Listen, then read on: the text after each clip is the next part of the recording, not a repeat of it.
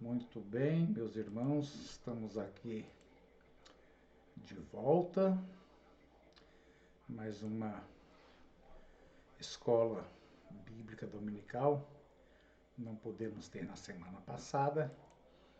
Está aqui o nosso material de estudo, a carta aos Romanos. Estamos na lição 12. São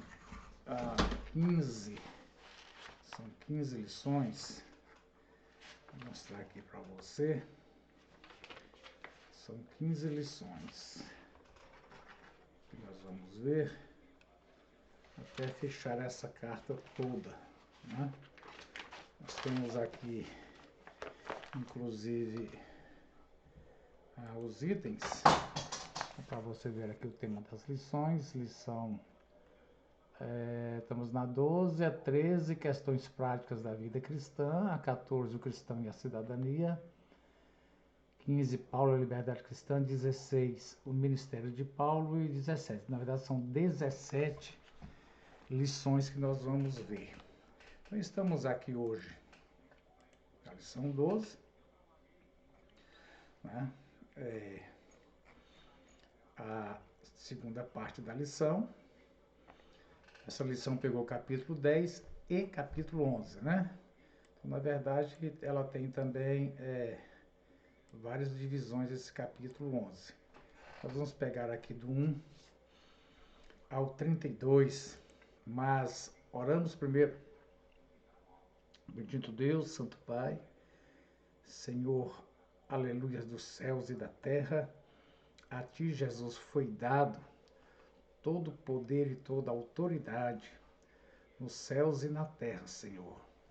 E é a partir daí, Senhor, que, aleluia, tudo o que fazemos no Teu nome, Jesus, e por meio da igreja e para a Tua glória, acontece. É porque o Senhor tem todo o poder e toda a autoridade no céu e na terra. Obrigado, Senhor, por este dia, por essa manhã, por essa madrugada, em nome de Jesus. Nós estamos aqui 2h44, quase 3 horas da manhã, né? Previsão aqui de temperatura realmente de 20, estamos em 25, mudou alguma coisa, mas não mudou não. Está bem quente mesmo aqui, né? Muito bem. Capítulo 11, ele divide naturalmente pelas perguntas. Versículo 1. Pergunto, pois, acaso Deus rejeitou o seu povo? Essa é a questão do capítulo 11. Porque no versículo 11, novamente eu pergunto.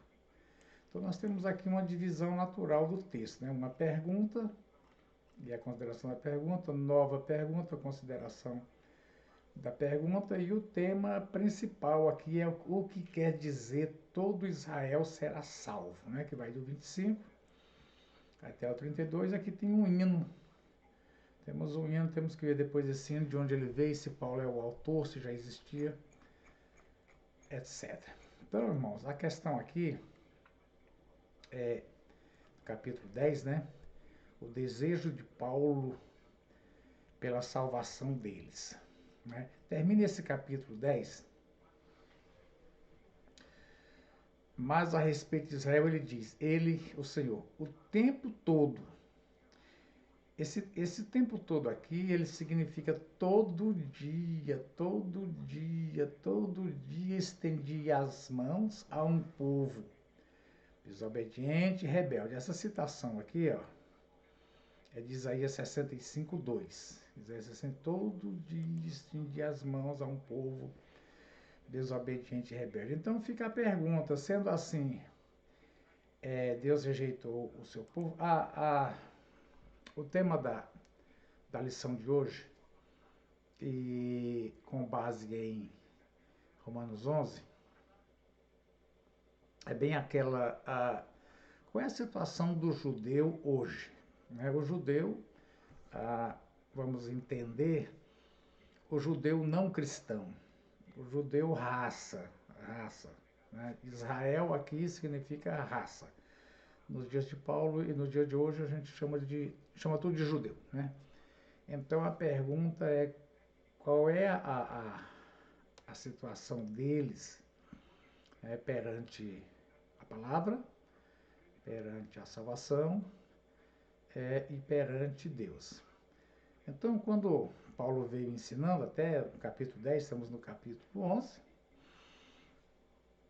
de que é um novo povo chamado igreja, é uma nova literatura chamada evangelho, e é um novo líder chamado Jesus. Aí então recorre à pergunta: e o que aconteceu então com os judeus? Deus descartou, né? A pergunta é essa.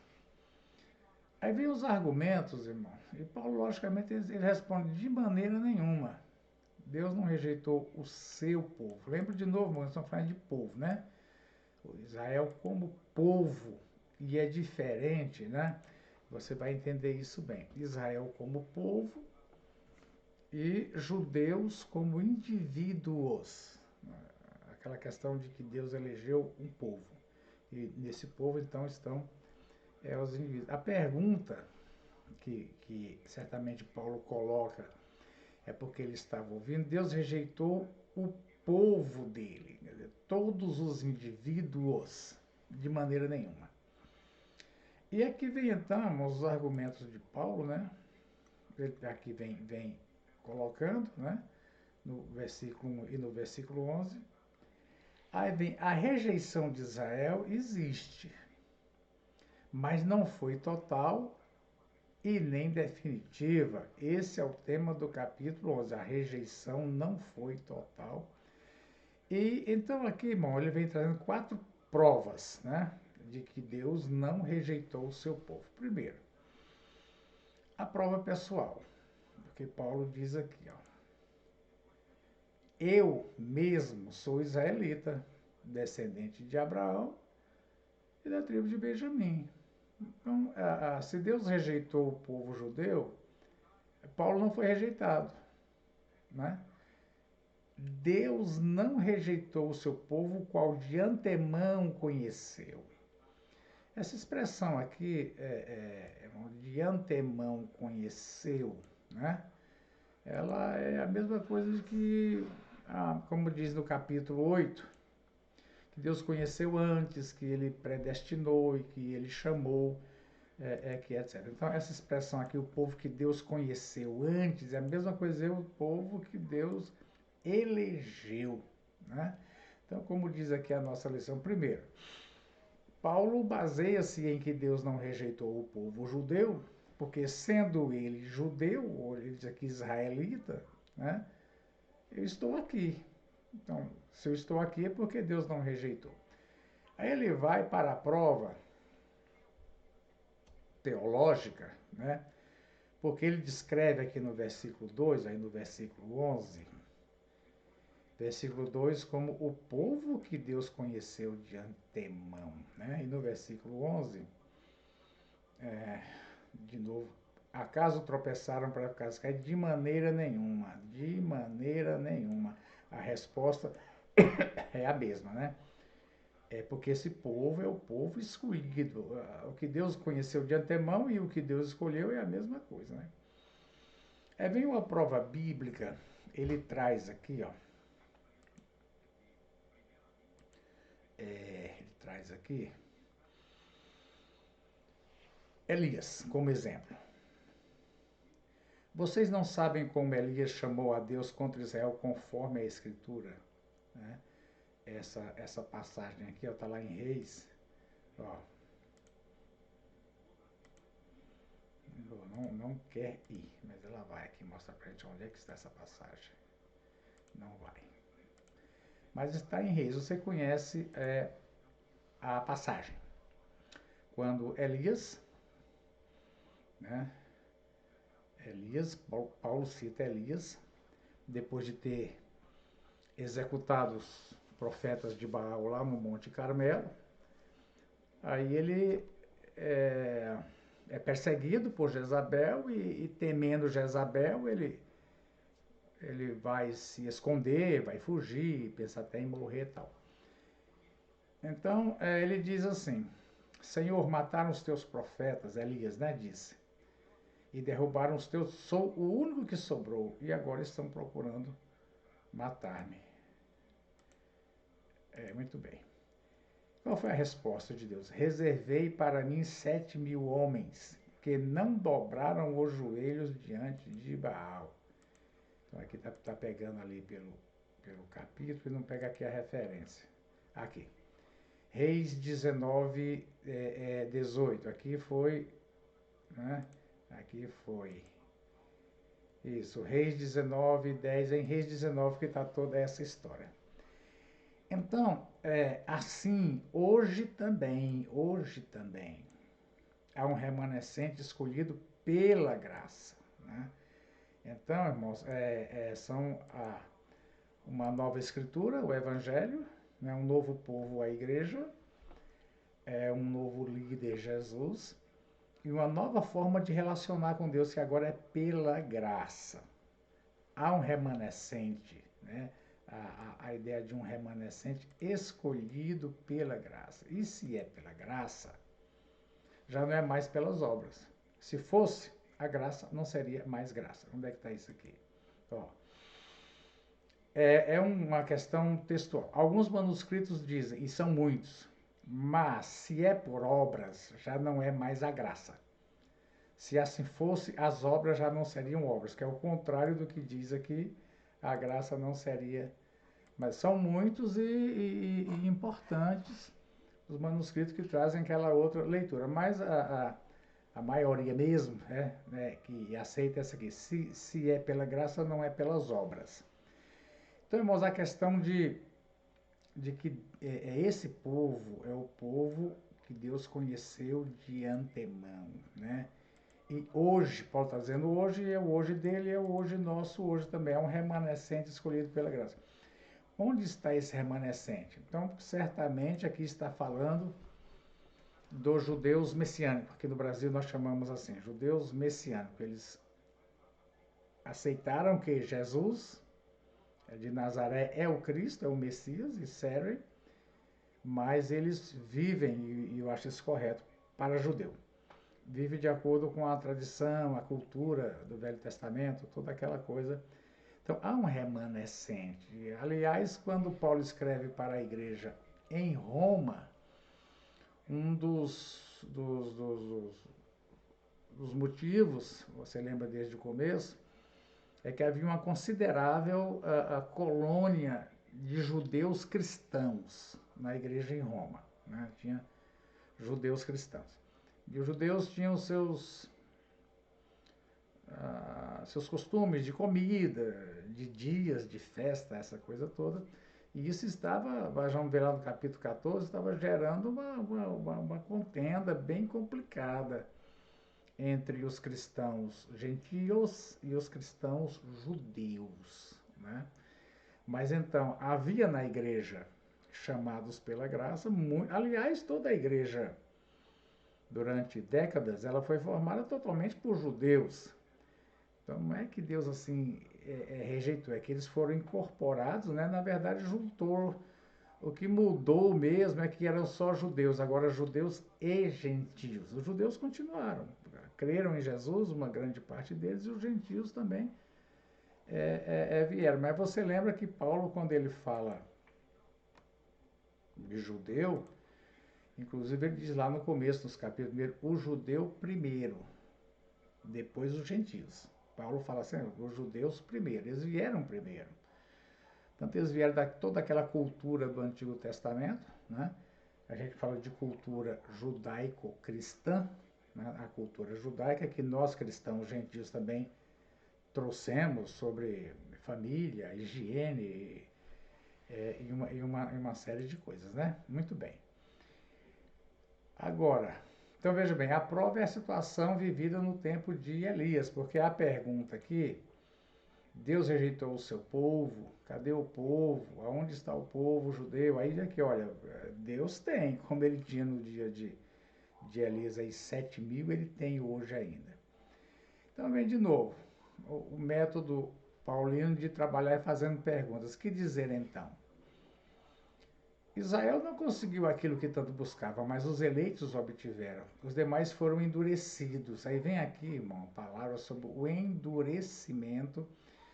Veja, aqui tem dois Israel, né? Um Israel que não conseguiu, mas um Israel de eleitos que conseguiu. Os demais, está falando aqui de indivíduo, olha a diferença. Aqui está falando os demais, né? Os demais foram endurecidos. Então aqui não está falando do povo de Israel ser endurecido, está falando de pessoas dentro, porque tem os que não conseguiram, tem os que conseguiram, tem os que foram endurecidos. E aqui vem citando, olha, para a gente, Deuteronômio 29, né? Deuteronômio 29, 4. Mas o Senhor não lhes deu mente que entenda e olhos que vejam, ouvidos que ouçam. E também, está citando aqui, né, Isaías 29, 10. O Senhor trouxe sobre vocês um sono profundo, fechou os olhos de vocês, que são os profetas. Opa! Aqui, né? Que são os profetas. Cobriu a cabeça de vocês, que são os videntes. Aqui, novamente, aquela coisa do endurecimento de Deus, e que não é de tal forma que anula a responsabilidade do ser humano que foi endurecido, porque é aquela onde se junta aqui o decreto de Deus, vem e bate com as minhas decisões. Então eu sou o responsável. Então eles foram endurecidos, né? Nossa lição diz aqui. Muito bem. A última prova de que Deus não rejeitou seu povo é de caráter contemporâneo, como no tempo de Elias, nos dias apostólicos. Deus está levantando um povo, agora sim, povo. Só que o povo agora se chama igreja. Ela é formada de judeus e de gentios. O que caracteriza esse povo é que foi alcançado mediante a graça, né? Onde ele vai falando aqui, a gente já viu que se não for pela graça, então já não é mais. E diz Davi, ó, lá no Salmo 69, né? São 69, que a mesa se lhes torne em laço, pedra de tropeço, retribuição para eles, escureçam-se os seus olhos para que não consigam ver, suas costas fiquem encurvadas para sempre. Né? Aqui, ó, Salmo 69. Então, irmãos, a gente vem para cá, ó, né? Até o versículo 11, a primeira parte, que foi aquela primeira pergunta de Paulo. A gente vê como é que termina. Termina esse texto aqui complicado. Agora vem aqui os ramos enxertados. É uma coisa assim meio difícil da gente entender essa questão de enxerto de planta, porque Paulo pergunta, acaso tropeçaram para que ficassem caídos? A pergunta não é se tropeçaram. Porque tropeçaram mesmo, né? Porque aqui no final do capítulo 9, no final do capítulo 9, ó,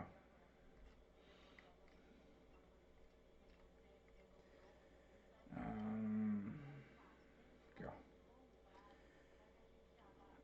tropeçaram na pedra de tropeço. Então, a pergunta não é se tropeçaram, tropeçaram. Inclusive aqui você lembra que é a figura do corredor, né? Do atleta, correndo e cai e tropeça e não atinge a linha de chegada. Quando ele diz que o fim da lei é Cristo, a linha de chegada é Cristo. Como caiu, então ele não chega lá, né? Então a gente vem aqui, de novo, né?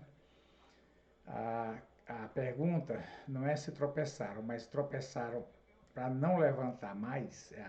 O tropeço é definitivo? Aí nós vamos, de maneira alguma. Então vem dizendo a relação entre o uso que Deus fez desse tropeço de Israel, da obra de Jesus, do levantamento de um povo agora que se chama igreja e que relaciona com Deus por meio da graça e da fé. Então é o que vem dizendo o texto aqui para a gente. Ó. Por causa da transgressão deles, os que caíram, veio a salvação para os gentios para provocar ciúme em Israel. Irmão, Deus usa essa palavra cria ciúme no seu relacionamento com Israel, no Antigo Testamento. Também no Novo Testamento fala que o Espírito Santo tem ciúme da igreja. Então, esse sentimento aqui, Deus despertou. Israel ficou assim enciumado. Agora, veja bem, tropeçaram para que ficassem caídos, quer dizer, para sempre. Aí diz assim, ora, se a transgressão deles significa para o mundo riqueza, e o seu fracasso deles, riqueza para a gente, quanto mais significará a sua plenitude. Então aqui Paulo já diz, haverá, né?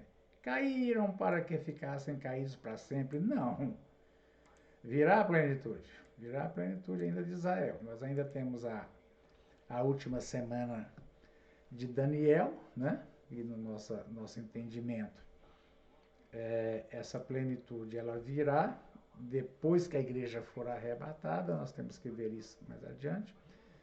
E aí então virá o retorno, ou seja, talvez a conversão nacional de Israel, né?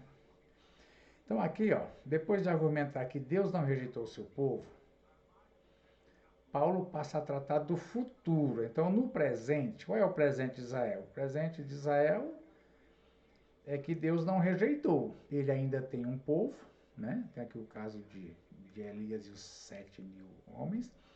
Tem um depoimento de Paulo, que ele não rejeitou, que ele é judeu e ele não está rejeitado, ele está servindo a Jesus, né? E etc. Então, agora haverá esperança, quer dizer aqui, ó. Tropeçaram para que ficassem caídos? Ou haverá esperança? E quanto ao futuro? A resposta de o apóstolo é: Israel não tropeçou para permanecer caído, mas para que o propósito de Deus quanto à evangelização do mundo se cumprisse. Veja aqui, versículos 25. Né? Irmãos, não quero que ignore esse mistério, para que não se tornem presunçosos. Israel experimentou um endurecimento em parte, até que chegue à plenitude dos gentios. E assim todo Israel será salvo. A gente tem que ver o que significa isso, né? Que vem aqui as citações. Virá de Sião, essa citação aqui é de ou será, né? Essa será a minha aliança com eles, quando eu remover os seus pecados. Então aqui está citando Isaías 59, Isaías 27, Jeremias 31. Então nós temos aqui, irmãos, a questão do Evangelho, né? O que vem dizendo aqui até o versículo 32, daqui até o final. Quanto ao Evangelho, são inimigos, mas quanto à eleição, são amados por causa dos patriarcas. Tá? Então, irmãos, aqui eu venho falar assim, o Israel, como Paulo coloca, tem dois Israel. Nem todo descendente de Abraão é Israel. Os que têm fé. Os que têm fé e os que, então, não têm fé. Sempre existiu esses dois, né? Então, aqui, ó, os patriarcas. O judeu, por ser raça, mesmo sem servir a Cristo, a situação deles quanto à salvação é somente através do Evangelho e de Cristo. Mas diz que de uma forma Deus vai tratar com eles e eles virão convertidos e a questão de crer no Evangelho. É chegado o reino de Deus, arrependa-se, creia no Evangelho. Eles não creem no Evangelho. Se não creem, não divulga, não propaga. Quem está fazendo esse serviço é a igreja, mas quem vai fazer esse serviço ainda será Israel, é o que vem dizendo aqui, né? Aqui vem aqui uma cadeia de bênção. As bênçãos que vieram por meio da queda de Israel. Primeiro, a salvação chegou aos gentios. Segundo, essa salvação provoca ciúme em Israel. Terceiro, a plenitude trará para o mundo riqueza. Então veja bem, primeiro vem a salvação para os gentios e para os judeus também, universal. Depois isso provoca ciúme, né? Mas em terceiro virá novamente a redenção de Israel, que diz aqui dos versículos 11 ao 16, tá vendo? Se a rejeição deles é a reconciliação do mundo, o que será a sua aceitação, senão vida dentre os mortos?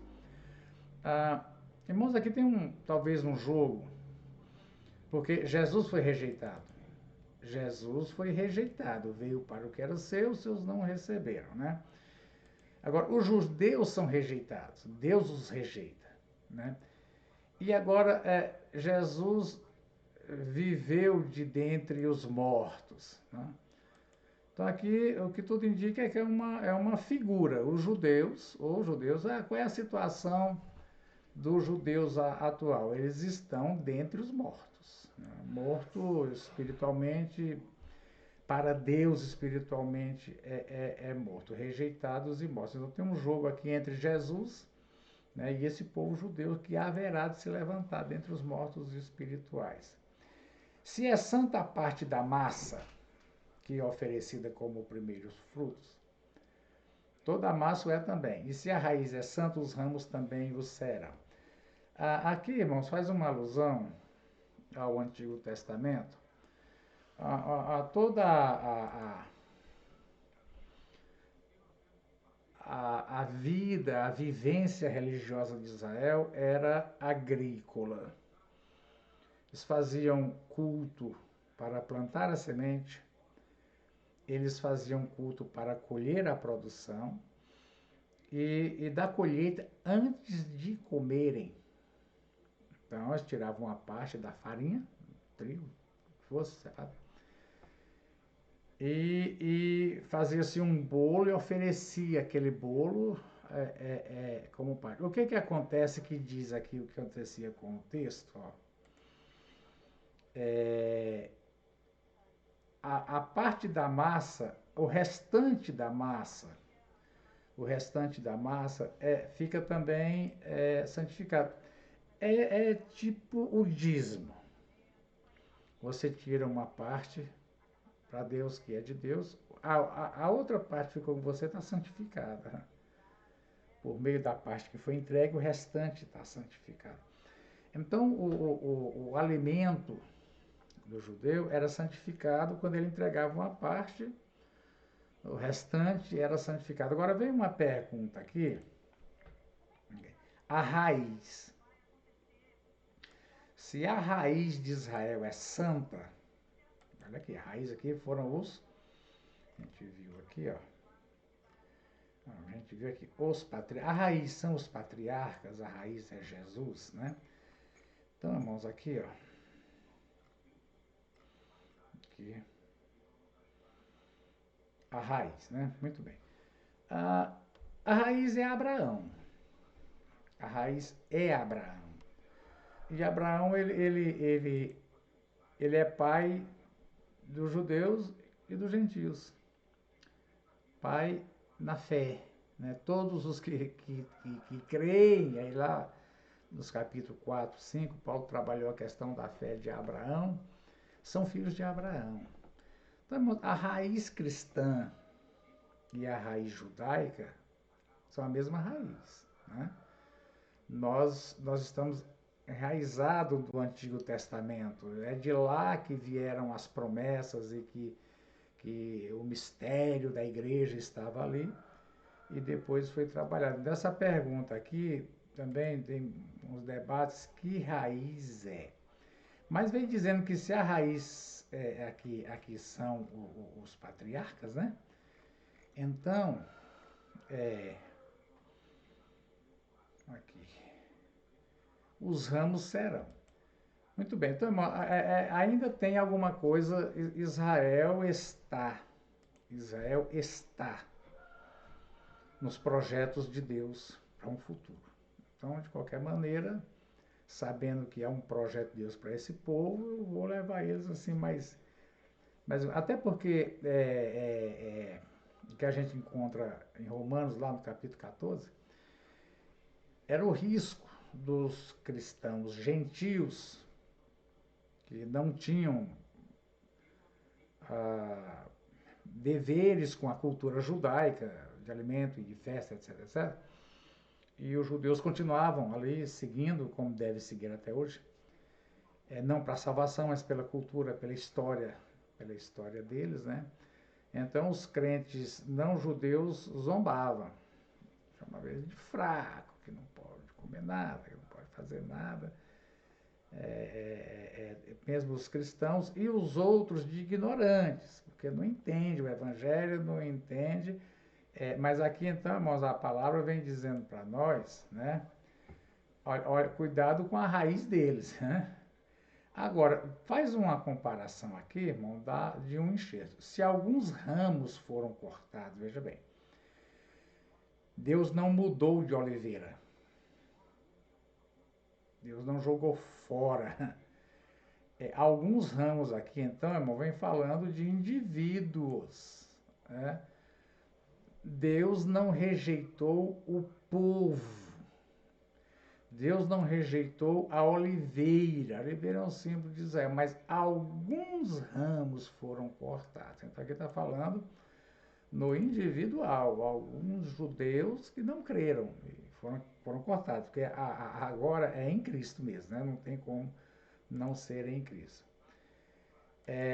E você, sendo oliveira brava, foi enxertado entre os outros ramos que ficaram, e agora participa da seiva que vem da cultivada, não se glorie contra esses ramos. Igreja, não se glorie contra Israel por ser incrédulo. Se o fizer, saiba que não é você quem sustenta a raiz, mas a raiz a você.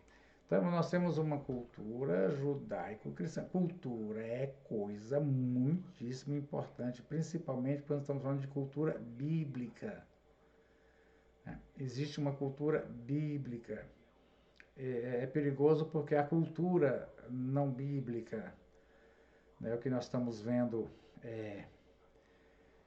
nesse aparelhamento da educação do Estado para uma cultura não bíblica, anticristã, tudo é preconceito, só não contra cristão. Se for contra cristão, pode, mas se for negro, se for mulher, se for homossexual, não pode ter preconceito, mas cristão pode fazer e pode fazer o que quiser, né?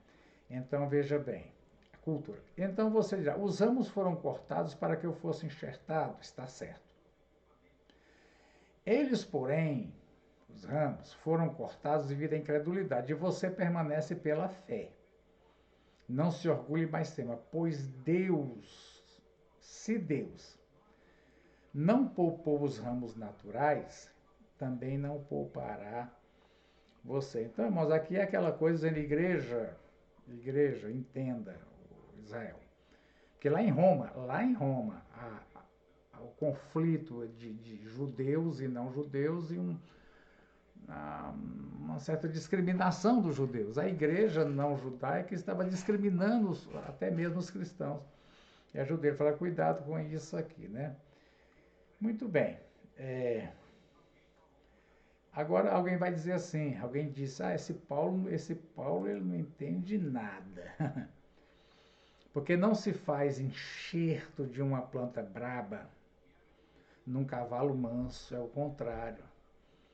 Realmente o tronco do enxerto, gente, do cavalo, é a parte braba. É de limão o tronco para plantar uma laranja. Mas aí Paulo traz um exemplo que é diferente. Né? A oliveira mansa recebeu o enxerto de uma oliveira brava. A igreja é a oliveira brava aqui nessa comparação. Mas você logo vê aqui que Paulo entende o que ele está falando. Ele está dizendo assim, olha, afinal de contas, se você foi cortado de uma oliveira brava por natureza e de maneira antinatural foi enxertado numa oliveira cultivada, então Paulo entende. Então é o que eu estou falando para vocês, de uma oliveira brava e enxertada numa oliveira. Eu estou falando de uma coisa que não é assim na natureza, não. O exemplo aqui está ao contrário e eu sei do que eu estou te falando. Estou falando de uma coisa antinatural. Esse enxerto seu, inclusive, diz para a igreja, e esse enxerto seu não é natural, não. Ele é antinatural. Seria o contrário, mas é a igreja que foi enxertada na raiz da cultura judaica. Então, nós temos uma cultura judaica de muitos mil anos e a cultura cristã. Cultura judaico-cristã. cristão. É o que ele vem dizendo aqui. Mais que esse enxerto que ele foi feito, ele não é natural, não, de jeito nenhum. Né? Vamos ver aqui a letra. Então, irmãos, a alegoria da oliveira, o John Stott, aquele teólogo inglês, me parece, Paulo desenvolve sua alegoria jogando com os temas de ser cortado e ser enxertado. Ser cortado e ser enxertado. Com isso, ele ensina duas lições. A primeira lição é uma advertência aos crentes gentios para que não se gloriem e nem se ensoberbeçam, mas fiquem firmes na fé e temam a Deus. Primeira lição. Segunda lição. É uma promessa aos incrédulos israelitas de que eles ainda podem ser restaurados. Inclusive aqui diz aqui, né? Quanto mais se for enxertado de volta na sua própria oliveira, é o que também é uma coisa assim antinatural, porque ninguém vai enxertar um ramo da própria árvore, mas também não precisa, porque o que foi cortado, lembra aqui, ó, alguns ramos apenas foram cortados. Ramos judeus continuaram na árvore, que é a igreja. Então é somente florescer, né? Não precisa de ver essa comparação aqui também, de enxertar de volta os ramos da própria oliveira, porque continuaram, foram quebrados apenas alguns, né? Bom, então, irmãos, vem essa parte principal aqui, ó. Aqui. Então, vem aqui, ó. Paulo está convicto de que Deus tem um futuro para o seu povo. Ele se baseia em duas sentenças. A eleição de Deus é irrevogável. Eu tentei achar esse versículo aqui da outra vez. Eu quero te mostrar aqui. Os dons e o chamado de Deus são irrevogáveis. Esse verso, ele é usado na disciplina chamada ministério. Presta atenção numa coisa. O chamado de Deus é irrevogável. Os dons de Deus, juntamente com o chamado, são irrevogáveis. Deus não revoga um chamado. Deus não revoga o chamado. Então, o sujeito que é chamado e desviou da fé, ele tem dois problemas, né? Um deles é não crer em Jesus, já está condenado.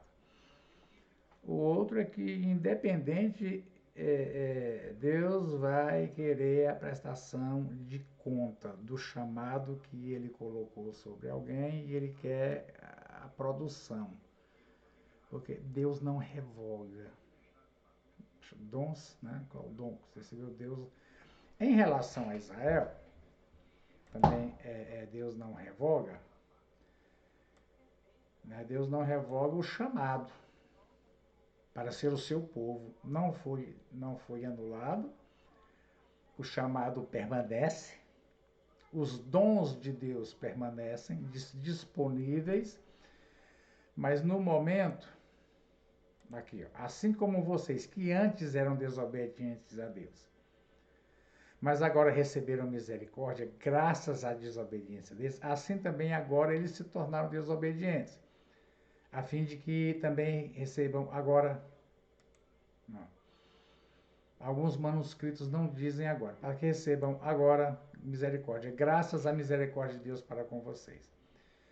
Pois Deus colocou todos sob a desobediência, para exercer misericórdia para com todos, né? Muito bem. O hino de louvor a Deus, nós temos, se tivéssemos em sala de aula, essa revista que é do professor, os 7 pontos do tópico 3, que é o que vai seguir agora, né? Excelência da bondade de Deus, sabedoria, tal, que a gente vai deixar isso para o próximo domingo, que é muito bem. E meditar sobre cada um deles, né? Romanos para hoje. Você compreende agora que Deus não descumpre suas promessas? Você é capaz de transmitir quão grandiosa é a misericórdia de Deus para com o seu povo? Bom, dentro do seu povo estão aqui os indivíduos, né?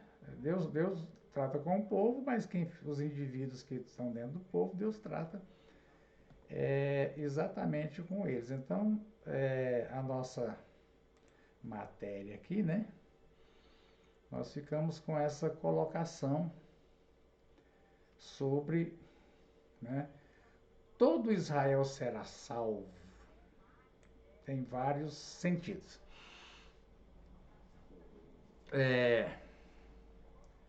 Nós temos um sentido, lugar comum entre nós, que é todo Israel que vai estar vivo na época da tribulação e que vai se converter a Jesus, né? Todos os judeus. Isso pode ter alguma diferença. Mas todo Israel também significa todo Israel de todas as épocas. Todo Israel, descendente de Abraão, que também fosse de fé, né? Os primeiros. Porque o próprio Abraão não era judeu, Abraão era gentio. Depois dele é que surgiu a raça dos judeus, né? Que em todas as épocas, a gente divide a história de Israel na teocracia, né? Teocracia que durou ali de Moisés, primeiro o período dos patriarcas, né? Patriarcas, depois vem o período da teocracia, que vai até a escolha de Saul.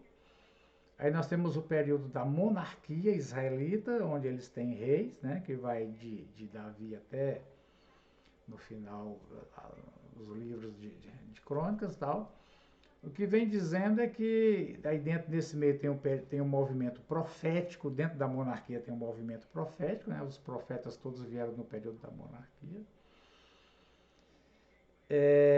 Deus teve salvos, existiram verdadeiros judeus, verdadeiros israelitas em todas as épocas. Então, todo Israel será salvo, ou esse aqui, ou todo Israel que se converter no final do tempo escatológico, tá.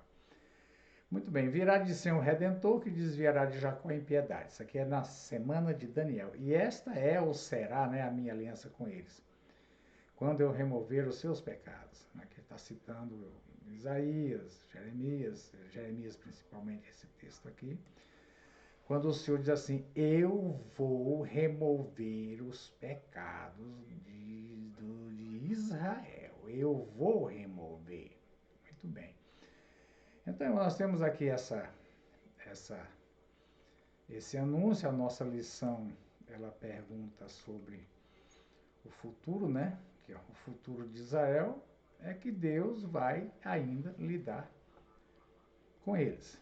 Né? Eles estão ligados na mesma raiz. A raiz é Abraão, o que seja Jesus, porque Jesus também é judeu. Né? Jesus também é dessa raiz, ele é desse tronco, dessa genealogia.